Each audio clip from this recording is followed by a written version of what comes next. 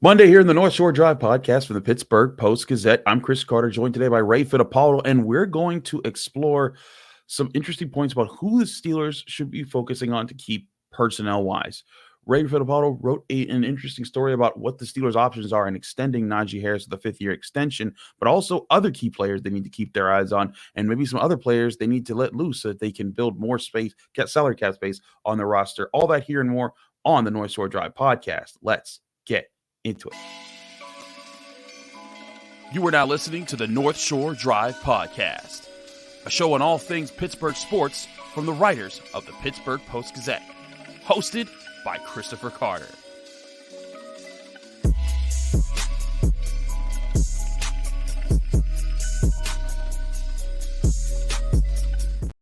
Hello, welcome to the North Shore Drive podcast and the Pittsburgh Post-Gazette. I'm your host, Chris Carter, as always, bringing to you this show on your favorite podcasting app or on YouTube. Like this video if you enjoy it. Subscribe to this channel to get all of our Monday, Wednesday, and Friday episodes, as well as all the daily content that comes out from all of our Pittsburgh sports writers here at the Pittsburgh Post-Gazette. Reminder, this show is sponsored by Mike's Beer Bar, the best bar in all of Pittsburgh. When you go down to the North Shore, the best bar in all of town is Mike's Beer Bar. They have over 500 different available beers, 300 local beers, 80 of those local beers available on tap. They have a lot of different options and over 20 televisions to check out whatever sporting event that you could possibly want. More on Mike's Beer Bar later. Ray, we're back here after the weekend. Playoff football has continued. The conference championships are set up, but the Steelers have interesting decisions to start making about how they want to proceed with things. Now, we're getting into coordinator stuff. We talked about a little bit about that last week, but let's talk about personnel-wise. You wrote a story about the Steelers' fifth-year option decision on Najee Harris, their running back, 3 straight 1,000-yard seasons. And there's been lots of ups and downs with Najee. There's been talk about, his lack of production at times, but then there's also been his strong performances like he had some this year. And you wrote that this should be an easy call for the Steelers. What do you see the Steelers doing with Najee Harris's extension? I mean, yeah, Chris, given that it's only $6.6 million against your cap in 2025, which, really will be less than 3% of your salary cap. So for me, for a guy who's never missed a start, who has started 51 consecutive games, 53 if you want to count the 2 playoff games, he's everything that they've asked him to be.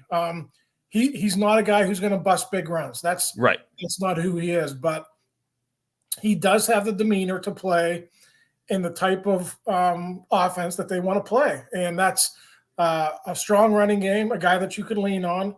And they got a good thing going there with Jaylen Warren, kind of a nice 1-2 punch. I would put that 1-2 punch up against any other 1-2 punch in the NFL. So they finished 13th in the league in rushing. People, we could do a separate argument about whether you should invest a first-round pick in a running back. But I say given the salary, only $6.6 million, I think is kind of a no-brainer. I feel you on that because, like you said, that's not paying a whole lot of money for a guy who, let's be honest, right now the Steelers still kind of need. If they got rid of him, they'd have to reinvest a draft pick or another signing into a running back that you're not sure about. And with Najee Harris, like you said, you're getting durability. You're getting a guy that the team revolves around. When the team's been down, he's been one of the guys that steps up and often is a vocal leader, but also an on the field leader with the plays that he makes. And also you haven't seen Najee Harris with a strong offensive line. You've seen him with, an up and down offensive line. Like this year, the Steelers' offensive line's probably been the best that it was in his 3 years with the Steelers. And even then, it was still inconsistent at best. And I think that's something that the Steelers are probably like, you know what, Najee Harris, you could extend him for $6.6 million. I imagine that after that extension, you could sign him to a longer extension if you wanted to for not that much money compared to what some of the other top flight running backs make who are available year in and year out. So I'm right with you. I think this is an easy layup here for the Steelers to make this decision, extend Najee Harris, and then build off of that. And keep that guy there. But I think it's going to be interesting to see what that sets up the emphasis to be in other positions on their roster, because whereas extending him is an easy decision, you got other players, including a guy like Freiermuth, who would also be up for a contract pretty soon. And that, when you extend one player and you're paying guys like TJ Watt and Alex Highsmith and other guys that you're paying big money, those become tougher questions as you start to have to pick and choose who you don't give big extensions to. Yeah, I still think, obviously, they have to decide by May, first week of May, on what to do with the fifth-year option. After that, I see Freiermuth as the biggest offseason priority. As you know, Chris, they don't have a lot of big-name free agents. I mean, their free agents are, Levi Wallace and, guys of that ilk. There's no big guy that they have to go up, and re-up this offseason. So, I think, unfortunately for Freiermuth, he didn't have the year where he could maybe, max out and get a big tight end contract. But I still think he's worth it. When you talk about drafting and developing, you do that with Najee Harris. You sign him to the fifth-year extension. And then another contributor, a guy that Mike Tomlin identified as a leader last week in a season-ending news conference, you got to get that guy locked up too. So I don't know what the number will be at this point. I would imagine it's going to be 11, 12 million, somewhere in that range. That's kind of the going rate for a tight end of his caliber. So with no other big free agent moves to make, I think this is probably the one big move that they will make either before training camp or during training camp this year.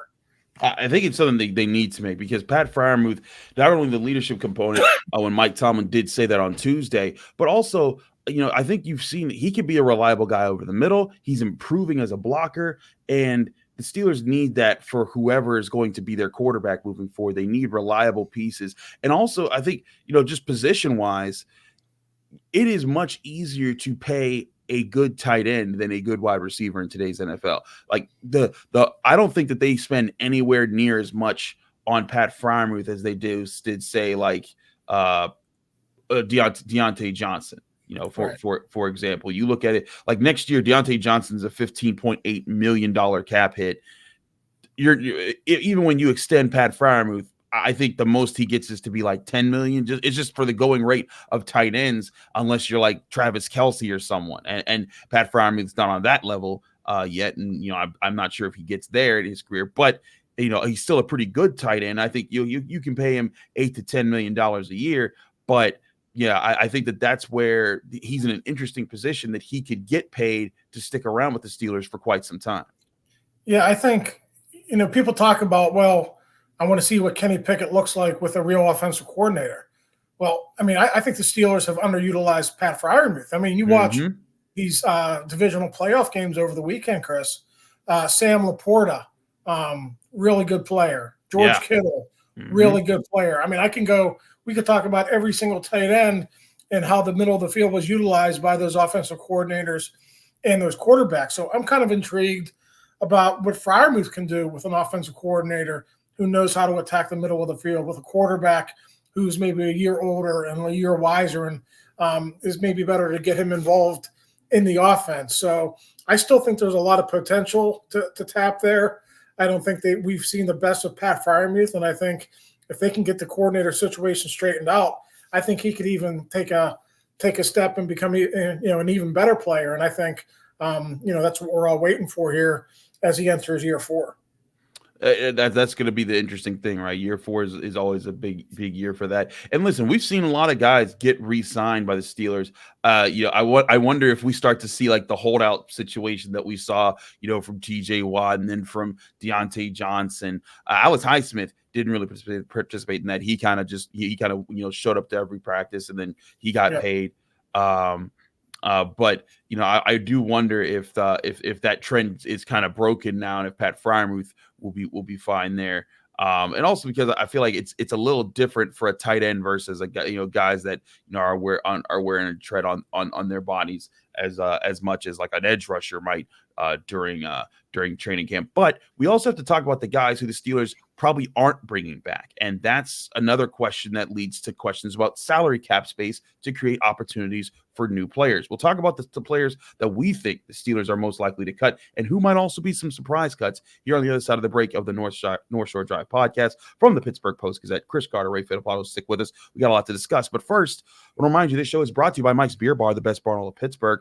Whether you're in town to enjoy a simple sporting event, whether you're just out for a night on Pittsburgh, Mike's Beer Bar is the place you gotta be. Why? Because they have over 500 different available beers, 300 of those beers are from the local area, and 80 of those local beers are available on tap at all times. And they're always switching new options in and out to get different things for you to try out every time you go there. Trust me, you'll never run out of options because I never do, and I'm always there. They also have over 20 televisions. You can even reserve a television with a table so you and your friends can watch the big sporting event that you want, whether it's the rest of the NFL playoffs, whether it's a Penguins game if they're on the road and you can't make it to the game, or it's Premier League action, anything out there. Mike's Beer Bar helps you get it right there on the North Shore. And you can try the amazing meals, like they have steak on a stone, they have seafood on a stone, but either way, you bring those meals to you, they're brought to you on a heated stone. Each piece you cut off, you press into the stone, you choose how well done you want each piece of steak or seafood right before you eat it. It's amazing. Go to Mike's Beer Bar today for the best bar in all of Pittsburgh,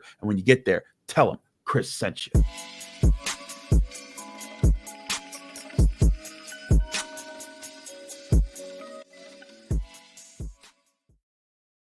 Welcome back to the North Shore Drive podcast from the Pittsburgh Post-Gazette. Chris Carter, Ray Fittipaldo.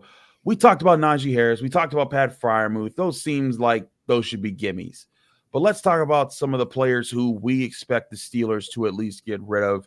Ray, one name I think a lot of Steelers fans don't have to ask much questions about is Chuks Okorafor. He ended up the year being benched for Broderick Jones. And next year he would be an $11.8 million cap hit. You don't keep that for a backup offensive lineman, and freeing him up would free up about, or letting him go would free up about $8.75 million in cap space. That's a lot of cap space to get for getting rid of a backup there. He's a pretty obvious one. But what are some other moves that you expect the Steelers to do here in the offseason to clear up cap space so that they can make the moves they really need to make? Yeah, I think another one, and it's a big name, is defensive back Patrick Peterson. You look at his cap hit, Chris, almost $10 million for 2024, $9.7 million cap hit. The way they structured that contract, easily they can get out of it. There's a big roster bonus that's due in March, and then his salary as well. So I think they can save upwards of about $6 million if they make that move. And to me, it's not that he's, I value what he did for Joey Porter. Believe me, that's an aspect of it. He was good in the locker room. He's a good team guy, but he's not a starting outside corner anymore. And his exposure to safety, to me, it was okay. In one regard, he made some plays, but tackling in open space was an issue for him. I didn't really like that out of him, and I think if you're going to be a safety in the Steelers defense, you have to be a better tackler. And probably the best scenario for him, if he wants to continue to keep playing, is to play free safety, kind of a classic center fielder, and the Steelers already have that in Minkah Fitzpatrick. So yeah, where does he fit? That's probably the biggest name. I know Cam Hayward is a separate discussion. We can get into that if you like, but among the guys who are starters, guys who are going to have big numbers in 2024, I think Peterson is probably as good as gone. So that's the thing. You look at Patrick Peterson, like you said, he's a $9.7 million cap hit. You save 6.8 against the cap if you were to let him go. And listen, when he first made that switch to safety, I was impressed because he was not allowing receptions. I think it was the Colts game was when he first made the switch there. He was targeted over the next 3 games. In fact, the Steelers' last 4 games of the season, of the regular season, he was targeted a total of 6 times, didn't allow a single reception, and that's impressive. But then he got targeted twice by the Bills, gave up 2 catches for about 43 yards, including a touchdown there. And I think it became a question as far as like listen, Patrick Peterson, was obviously good for helping communicate on the back end, and the Steelers desperately needed that because they were missing Minkah Fitzpatrick, Keon, ONeal, Damontre, KZ, Trenton Thompson. They're missing everybody at safety. But in an ideal world, I think like you pointed out, the Steelers, they have the guy who could play free safety, and in fact, I think you want to build a secondary or build a safety room that allows Minkah Fitzpatrick to get back to being that free safety. He didn't have a single interception this year because he was doing all the other roles of the safety position. He was in the box. He was in the slot. He was helping here and there. And that was nice for matchups, and that helped with a lot of things. But Minkah Fitzpatrick is supposed to be an X-factor turnover creator for you, and he wasn't this year. And that despite that, they still were the 6th best scoring defense in the NFL. I think that's a good thing that they did there. But they need safeties who can fly, who can hit, who can play, who could cover the slot. Things that Terrell Edmunds did. For as much as he wasn't really worth the first round pick that it took to get him, he did a lot of the roles that allowed Minkah Fitzpatrick to play in a playmaker role. And I don't think Patrick Peterson helps you do that. And like you said, he definitely doesn't help you out on the outside anymore. Yeah, and he's not the only defensive back they have to make a call on. Keon ONeal finished the season on IR. Chris, that's a very manageable contract. I want to say that they'd be on the hook for about $2 million to keep him. He's a good, solid, strong safety, good tackler. He's not going to create a lot of turnovers for you. He's not great in coverage. I just think he's solid. So I would keep Neal. The other big decision is KZ. I mean, he's a $3 million cap hit, I think, and you could actually save about $2 million if you would part ways with him. And I think the X factor there is, did they see enough out of Trenton Thompson in that short window? It was a good window for him, short window before he got injured. Would you feel comfortable enough with him to play that third safety role? And that's a big role. I mean, when Damontre KZ played last year, Chris, I think he played in 14 games.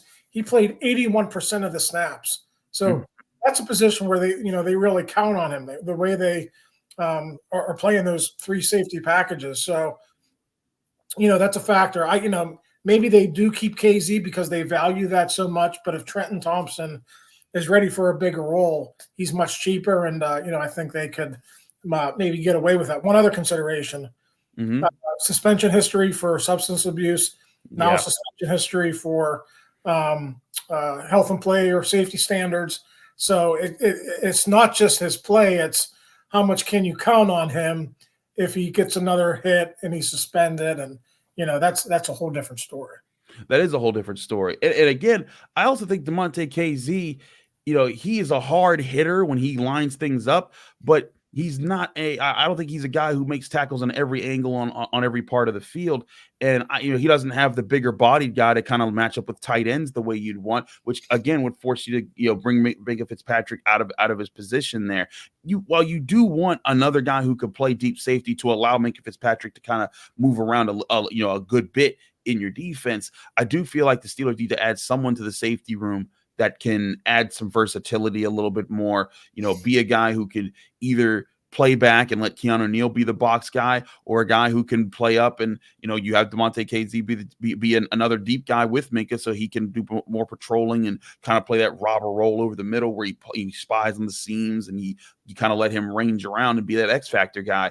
If you get back to doing that, I think it's a big boost for this defense. Again, this defense finished 6th in scoring this year without a single interception from Minkah Fitzpatrick. That's crazy to think about because he's such a huge part of what makes this defense really good when it's playing at its best. Yeah, listen, Chris, people are still getting over the fact that they used a first-round pick on Terrell Edmunds, so I don't know if that's in the cards. But one guy to keep an eye on, and I know he played corner at Iowa for the last year, Cooper DeJean, has safety experience, has versatility. He can hit, he can cover, he's a playmaker. If you're looking for another safety to pair with Fitzpatrick, if they have that grade on him, they believe he's a safety rather than a corner, which I think a lot of teams are probably going to conclude by the end of this process, then he would be the one guy, the one safety I would consider drafting in the first round. But again, that's a big, big question mark for me, just because they drafted Edmunds, and Edmunds was a great tester too. I mean, Edmunds, he can run, he's at the body type, and it just didn't work out. So I think maybe there would be some angst about that pick, but if there was one guy who has versatility, who has toughness, who has good ball skills, it would be Cooper DeJean.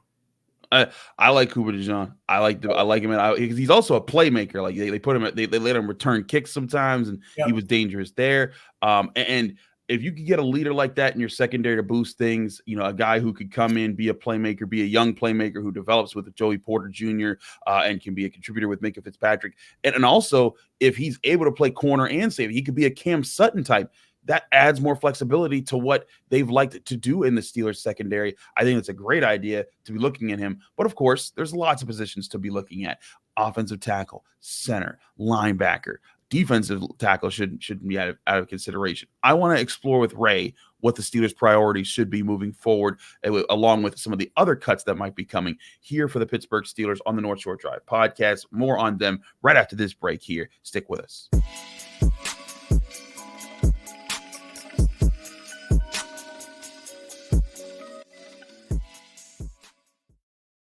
Back here on the North Shore Drive podcast from the Pittsburgh Post-Gazette, Chris Carter, Ray Fittipaldo. Ray, real quick, I see other cuts that could come for the Steelers that would, free up some money and kind of just alleviate themselves, with a position with guys that, haven't done a really great job this year. I think Mason Cole would be interesting. Because he's a $6.2 million cap hit. He was a big liability in the middle of their offensive line. And if you get rid of him, you free up about $4.75 million. Mitch Trubisky, he's a $7.5 million cap hit, which is not that big. And letting him go would free up just about like $2.9 million. It's not a whole lot there. But I think that when you add those into the Chuks Okorafor, to the Allen Robinsons, to the Patrick Petersons, I even also consider, what about Larry Ogunjobi, because he's scheduled to make $13.2 million against the cap, and he wasn't making big plays for this defense. You can get $6.2 million back if you let him go. Yeah. Well, 2 points. I want to talk about Ogunjobi and Cole, because I think they're two interesting decisions there. I think he's not worth the money. That's a bloated contract for Larry Ogunjobi. But, Chris, what other options do they have? That's a good question. DeMarvin Leal was a healthy scratch for the final 4 or 5, 6 weeks of the season, whatever that was. Isaiah Loudermilk is an okay rotational piece. I don't think he projects to be a starter. Montravius Adams is a free agent. I mean, they're just kind of stuck there at D-line, and you have to field a team. You have to have somebody with some kind of pedigree there. So I think maybe they're forced to pick that up in an ideal world. That's not a move, if you're in an ideal stage of your roster building, that's not a guy that you keep. Now, Cole is another interesting decision. They're paying Nate Herbig $4 million a year, and they're barely using him. So, if you still have Nate Herbig, let's say they cut ties and they save that $4.75 million by releasing Mason Cole, can you count on Nate Herbig to be your starting center in 2024, so you're not in a position to reach in the second or third round if your guy's not there where you grade him? You know what I mean? So let's say Zach Frazier from West Virginia. Let's say you have an early third round grade on him. You don't necessarily want to draft him in the middle of the second round where they're picking, if that's not where the value is. So, center's a really difficult position to draft, I think. You almost never see him go in the first round anymore. You always see a run second, early third round on those guys. So I think it's all going to depend on the Steelers board. But my point is, you do have a lot invested in the interior of that line now. Say Amalu's making a nice buck. Daniels is making a nice buck. Even your backup Herbig is making a nice buck. If they believe in Herbig, I think they can move on from Cole. And I think they could probably draft a young guy to develop behind Herbig, or if they get lucky and their guy is there in the second or third round, and maybe that guy is just step-in quality starter, day one starter, and then the problems would be solved. I think that is the question right now: is do you move on from him and see if you can get another answer there at center? Because, like you said, the Steelers don't like to go into drafts needing a position, because when you do that, you set yourself up with like an Artie Burns situation where you draft a guy and that either you hit the home run there or you force yourself into a pick that shouldn't have come at that time on a certain position. I do think that there are legitimate concerns there, and it makes me wonder what do you do with Mason Cole? Because, like you said, let's say they do draft a guy and it does work out. Let's say Jackson Powers from Oregon. He's one of the guys that everyone's talking about in this draft class. And turns out he's the man. You at least know you have a backup in Mason Cole, who as not as he wasn't good for the Steelers this year. I mean, he gave up a lot of pressures, wasn't consistent, but he at least brought stability to the offensive line compared to, when they had Kendrick Green there. And I think that's where last year he was a relief to have on the Steelers offensive line. And as far as a second option, not all that bad to consider there. So I hear you on that. And I think that's something that they have to explore. What does free agent at center look like, when all's said and done and everyone lets go who they let go? Can they get a guy who's a better value there? Those are important questions. But the big question is really, where do you see the Steelers prioritizing in free agency right now? Because like you said, they don't have a lot of guys they have to pay to keep around this year because of this is the year of the 2020 draft, which, was Chase Claypool and the Minka Fitzpatrick trade picks. And the one guy they really wanted to keep from there is Alex Highsmith, who's kept around right now. So if they make these moves, let's say they get rid of Chuks Okorafor, freeing about 8.7, Patrick Peterson frees up another 6.8, Mitch Trubisky another $3 million, and then other guys you free up. Let's say they free up they can get to about like $20 to $30 million in cap space going in free agency. What should be their priority this year? Well, obviously, your quarterback situation has to be figured out. So I think, whether it's Mason Rudolph or somebody else, you almost have to account for between $5 and $7 million a year for your backup quarterback. But the other position that I would target, and we talked about him last segment. Well, we didn't talk about him, but he's among those guys. Is receiver Allen Robinson. Right. He's not going to be back. He was your number 3 receiver this year. I think they're going to draft a receiver early, Chris. I don't know, first round, second round, third round. I definitely think top 3 rounds because Johnson's going the last year of his contract. But above and beyond that, you need that veteran guy, that kind of glue guy to come in and be your number 3 guy. Now, ideally, he doesn't make a lot of money. Maybe a guy like Philadelphia's Quez Watkins, who's a free agent. It's a guy that Andy Weidel is familiar with.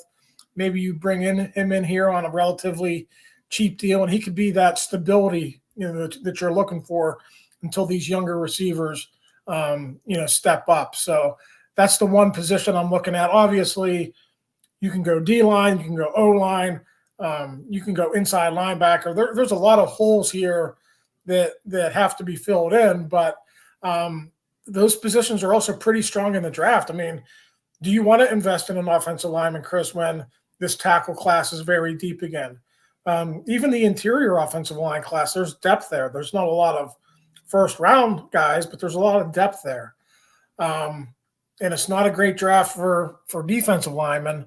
But do you want to shell out that big money for that impact guy when you're already paying Cam Hayward and Larry Ogunjobi? So, I mean, there are tons of decisions that we're going to get into in the coming weeks, but I think you definitely have to draft a receiver early, and you have to definitely add a veteran guy in free agency. I think those are definitely some concerns they're going to have to address, because I think one thing that's coming up too is the decision between which receiver do you want to pay, because Deontay Johnson, he's a $15.8 million cap hit this next season. And I think that's totally that's an acceptable number for what he brings to the table. But that's the last year of his contract, and he'll be 29 the next year, which means you have to make a decision. Do you extend him even further? Because if you do, that's going to make it tough to sign George Pickens long-term to also a big deal. So if you draft another wide receiver, you put yourself in a position where you could say, all right, George Pickens is the new number 1. This other receiver is the number 2. And then if Calvin Austin would develop as the number 3, or you pick up another free agent, that allows you to kind of keep that flexibility moving forward. And then when it's time to pay George Pickens in a couple of years, you're ready to just do that instead of having to wonder, where that money's going to come from because you're still paying Deontay Johnson. So I'm right with you. Receiver is something that they are probably going to be looking at moving forward, especially in the draft. Last thing here. You brought up offensive line and how this is a great class for the tackles. Especially, is this a chance for the Steelers to go get a right tackle so that they can finally move Broderick Jones to left tackle where he was supposed to be all year long? Yeah, I mean, they would have flexibility. Listen, if there's a stud left tackle there, they know that Broderick Jones can play on the right side now. That's true. Right? And traditionally, I know this is changing in the NFL a little bit, Chris, but traditionally your right tackle is your best run blocker. And we know what Broderick Jones can do as a run blocker. His pass pro, it's got to get better. He still has to, improve in that area. So I think they would have flexibility there. Is there a guy at 22 who would be a day one starter at left tackle? Or is there a guy at 22 who could be a developmental guy? And maybe you stick with Damontre for one more year and you bring this guy along, and then mid-season, boom, you insert him like you did Broderick Jones, right? I mean, there's all kinds of different options that you could take there. So, I definitely think you would like to have the idea of having your bookends in place for a while. We all know they have to get younger and better on the offensive line. And if they wanted to do that, and I'm not saying that they will, because they need a corner, they need a defensive line. But if they wanted to go that route, this is a very deep tackle class, and I think they can find a good one at 22 if they do want to go in that direction. We'll see what their plan is. We'll have a lot of NFL draft discussions and coverage here for the Pittsburgh Post-Gazette all off season long, as well as getting you ready for what the free agency moves are. Stay tuned with all of that at the Pittsburgh Post-Gazette, post-gazette.com. Read Ray's story on what the Steelers should do with Najee Harris, as well as all of our coverage of where the Steelers are as they start the early process of their offseason program. He's Ray Fittipaldo. I'm Chris Carter. This is the North Shore Drive podcast from the Pittsburgh Post-Gazette. Thanks to our presenting sponsor, Mike's Beer Bar, for always sponsoring our content here. Find this show on your favorite podcasting apps and on YouTube. Like this video if you enjoyed. Subscribe to this channel to get all of our daily content. We're back Wednesday with more here on the North Shore Drive podcast from the Pittsburgh Post-Gazette. Thank you for tuning in to another episode of the North Shore Drive podcast from the Pittsburgh Post-Gazette. If you watch this video on YouTube, please like the video and subscribe to our channel. For all the sports coverage from the Post-Gazette that we have to offer, visit post-gazette.com.